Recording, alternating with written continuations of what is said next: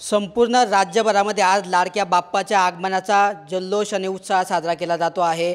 जळगाव जिल्ह्यातले मदत व पुनर्वसन मंत्री अनिल पाटील यांनी सुद्धा आज मोठ्या उत्साहात आणि जल्लोषपूर्ण वातावरणामध्ये लाडक्या बाप्पाची स्थापना केलेली आहे। वाजत गाजत त्यांनी या ठिकाणी आपल्या लाडक्या बाप्पाची स्थापना केलेली आहे आणि या ठिकाणचं वैशिष्ट्य म्हणजे ज्या गुलाबी रंगामुळे अजित पवार चर्चेत आलेले होते त्याच गुलाबी रंगाचं या ठिकाणी डेकोरेशन केलेलं आहे। फुलं असतील, बाप्पाचा फेटा असेल, अशा वेगवेगळ्या पद्धतीचं या ठिकाणी जे साहित्य आहे त्या ठिकाणी गुलाबी रंग वापरण्यात आलेला आहे आणि त्यामुळे एक आकर्षक असा देखावा किंवा आकर्षक अशी सजावट या ठिकाणी करण्यात आलेली आहे।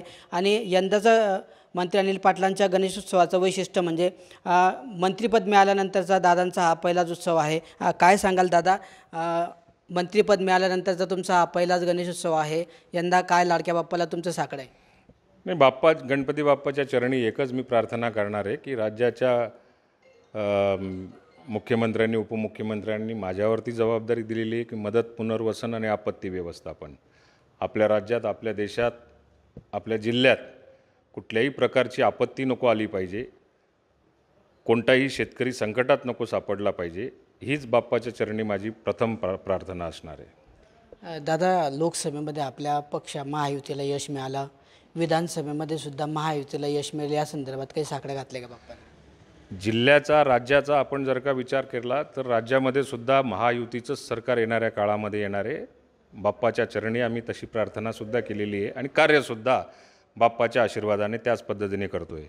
जळगाव जिल्ह्यामध्ये, धुळे जिल्ह्यामध्ये, नंदुरबार जिल्ह्यामध्ये, उत्तर महाराष्ट्रामध्ये महायुतीच्या माध्यमातून प्रचंड मोठ्या प्रमाणावरती यश आल्याशिवाय राहणार नाही, हा आम्हाला बाप्पाचा आशीर्वाद आहे। दादा, महाविकास आघाडी म्हणजे तुमचे विरोधक जे आहेत त्या विरोधकांकडून वेगवेगळ्या घटनांवरून जे आहे ते सरकारमध्ये विघ्न आणण्याचा प्रयत्न केला जातो आहे का?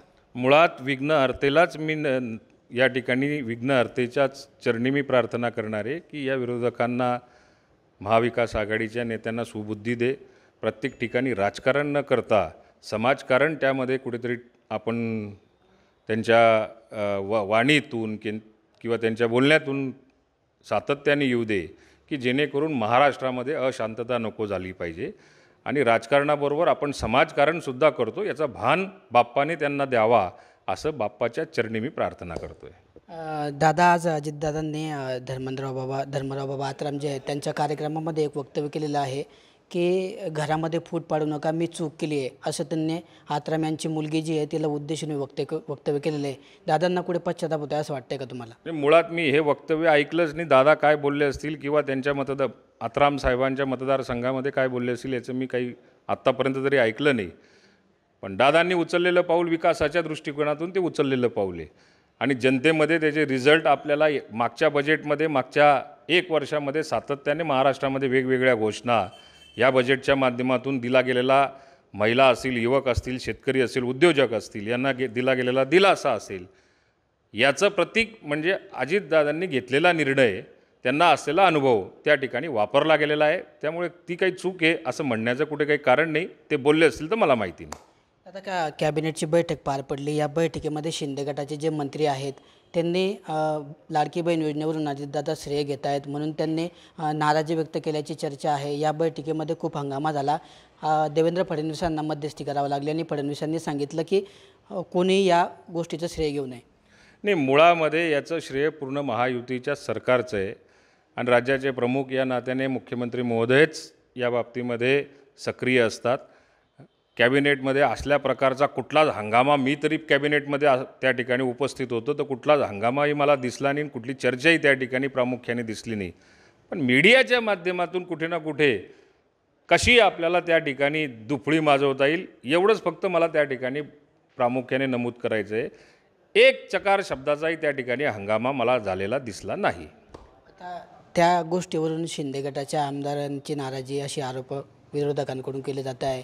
काल गुलाबराव पाटलांनी पण अर्थ खात्यावर नाराजी व्यक्त केली, त्यांनी म्हटलं की मी माझ्या पाणीपुरवठा खात्याची फाईल 10 वेळा पाठवली पण ती 10 वेळा परत आली, मात्र मी पाठपुरावा सोडला नाही, या शब्दात त्यांनी नाराजी व्यक्त केली आहे। एक वेगळा शब्द त्यांनी प्रयोग केला आहे। गुलाबराव पाटील साहेब काय बोलले याच्याविषयी मला कल्पना नाही, पण अर्थ विभाग याची जबाबदारी मूळ हीच असते की केवळ कुठल्या विभागाची त्या ठिकाणी कुठल्यातरी विभागाचंच त्या ठिकाणी भलं पाहिलं बघितलं पाहिजे आणि इतर विभागाला वाऱ्यावर सोडलं पाहिजे असा अर्थ विभाग कधी करत नसतो. राज्याचा प्रादेशिक समतोल, राज्य सरकारने घेतलेले निर्णय ते पुढे कसे चालवता येऊ शकतात आणि त्याच्यासाठी आर्थिक तरतूद कोणत्या कोणत्या टप्प्याने कुठे कुठे केली पाहिजे ही जबाबदारी ही अर्थ विभागाची असते. त्यामुळे मी जे काही अनुभवलेलं आहे त्यामुळे बॅलन्स ठेवण्याचं काम हे अर्थ विभागाचं असतं आणि ते योग्य पद्धतीने अतिशय उत्कृष्ट पद्धतीने अजितदादा आणि फायनान्स विभागाच्या माध्यमातून मला तरी अनुभवायला मिळतं आहे. दादा, एक शेवटचा प्रश्न आहे. अजितदादांनी गेल्या काही दिवसांपूर्वी 60 जागा आम्हाला लढायच्या आहेत असं वक्तव्य केलं होतं. त्यानंतर आता शिवसेना शिंदे गटाकडून 120 जागांची मागणी केली जाते आहे. संजय गायकवाडांनी तशी मागणी केली आणि म्हटलं की आम्हाला विधानसभेमध्ये 120 जागा लढवायच्या आहे. तर लोकसभेमध्ये जे झालं तसंच विधानसभेमध्ये जागा वाटपावरून महायुतीमध्ये काही आलबेल होऊ शकते का? नाही, मुळात या गोष्टीची चर्चा करण्याची आमच्यासारख्याची आवश्यकताच नाही. संजय गायकवाड साहेब असतील किंवा अनिल पाटील असेल यांना तो अधिकारच नाही आहे. हा सर्व पक्षश्रेष्ठींचा अधिकार असतो. महायुतीचे नेते हे सगळे एकत्र बसतात. घटक पक्ष त्यांच्यामध्ये जे महायुतीमध्ये समावेश करतील त्यांना कुठल्या पक्षाने किती जागा लढवाव्या, कुठल्या जागा लढवाव्या, कुठल्या जिल्ह्यात लढवाव्या हा सगळा निर्णय घेण्याचा महायुतीतल्या नेत्यांचा असल्यामुळे या वक्तव्याला काही एक अर्थ मला तरी वाटत नाही.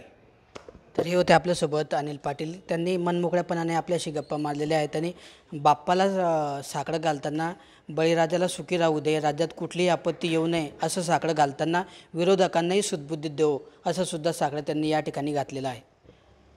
किशोर पाटील, TV9 मराठी, जळगाव.